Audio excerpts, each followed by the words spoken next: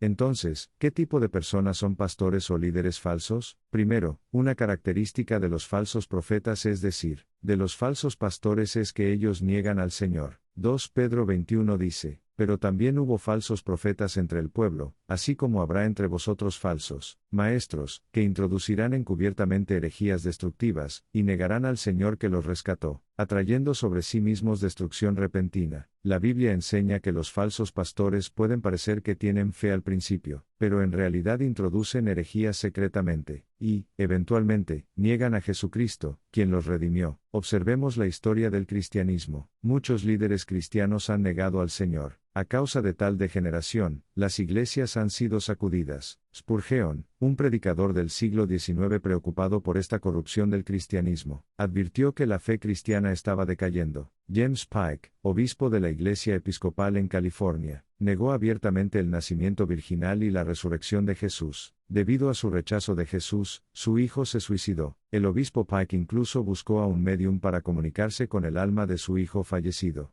Finalmente, desapareció en Israel y fue encontrado solo después de mucho tiempo. La vida del obispo Pike fue un trágico final de un hombre que abandonó la fe. Todos estos falsos pastores terminaron mostrando actitudes que negaban o distorsionaban la palabra de Dios. Sun Myung Moon, fundador de la Iglesia de la Unificación, también partió de un trasfondo cristiano, predicó con pasión y conmovió a muchas personas, pero con el tiempo afirmó que Jesús había fracasado. Proclamó haber venido de nuevo al mundo como el nuevo Salvador, en lugar del Jesús fracasado. También afirmó que Adán y Eva pecaron mediante inmoralidad sexual, y que, para recuperarse de esa corrupción, era necesario tener una relación con Él. Solo así, decía, restauraría la línea sanguínea de Dios. Millones de personas fueron engañadas por esas enseñanzas falsas, y aún hoy en día hay cientos de miles de seguidores en todo el mundo. Tales personas son fácilmente identificables como herejes. Sin embargo, existen otros grupos de pastores, que engañan de maneras más sutiles. Son aquellos que solo predican que Dios es amor, no predican que Dios odia el pecado, que Él juzga a los pecadores, ni que el infierno existe realmente. Como no predican el arrepentimiento a los pecadores, solo pueden ser pastores falsos. Sus mensajes están llenos únicamente de consuelo, pensamiento positivo y sermones que manipulan la psicología humana. Debido a tales tendencias, incluso homosexuales asisten a la iglesia sin arrepentirse, y han surgido iglesias que no predican el arrepentimiento. La razón de esto es que dejaron de predicar el abandono del pecado y, en su lugar, predicaron solo lo que la gente quería oír. Al final, al predicar para complacer los gustos de las personas, diluyeron el evangelio y predicaron solo en parte a Dios, corrompiendo así la iglesia. Así, aunque afirmen creer en Dios, han llegado a poseer una fe extraña que no le teme. Las iglesias de hoy están llenas de personas que no se arrepienten. Al observar la realidad de las iglesias contemporáneas, vemos que tales cosas ocurren por doquier. Entre los falsos pastores, algunos incluso comenzaron con pura pasión, pero con el tiempo, se volvieron hipócritas como los fariseos. Exteriormente fingen ser piadosos, pero internamente están llenos de corrupción y avaricia. La razón por la que se han corrompido tanto, como advierte Pedro, es porque niegan al Señor. Hablan del Señor con los labios, pero en realidad están atados a sus propios deseos y codicia. Queridos amados, cuando veamos a líderes que toman el camino equivocado, creo que debemos arrepentirnos delante de Dios. Cuando veamos a aquellos que han abandonado la verdad y se han enredado en espíritus malignos, debemos examinarnos a nosotros mismos. La Biblia dice que tales cosas aumentarán en los últimos días, y ahora estamos siendo testigos de ellas ante nuestros ojos, y les bendigo de todo corazón en el nombre del Señor, para que confíen únicamente en Jesús, el verdadero pastor, y vivan como creyentes victoriosos en la fe en estos últimos días. Segundo, otra característica de los falsos profetas es la sensualidad. Siguen la lascivia y actúan según la lujuria. La palabra de hoy muestra claramente la realidad licenciosa de los falsos profetas. Muchos seguirán sus conductas depravadas, y harán desacreditar el camino de la verdad. El versículo 10 dice, esto es especialmente cierto de los que siguen el corrupto deseo de la carne, con ojos llenos de adulterio, que nunca cesan de pecar. La Biblia advierte que los falsos pastores son lujuriosos, viven conforme a sus deseos y pecan con audacia sin temor, incluso llevan a otros al pecado. Un pecado común entre la mayoría de líderes de cultos es la inmoralidad sexual. Afirman tener autoridad espiritual, pero en realidad están dominados por deseos carnales. A través de su inmoralidad, engañan a innumerables personas, contaminan la iglesia y deshonran el nombre de Dios.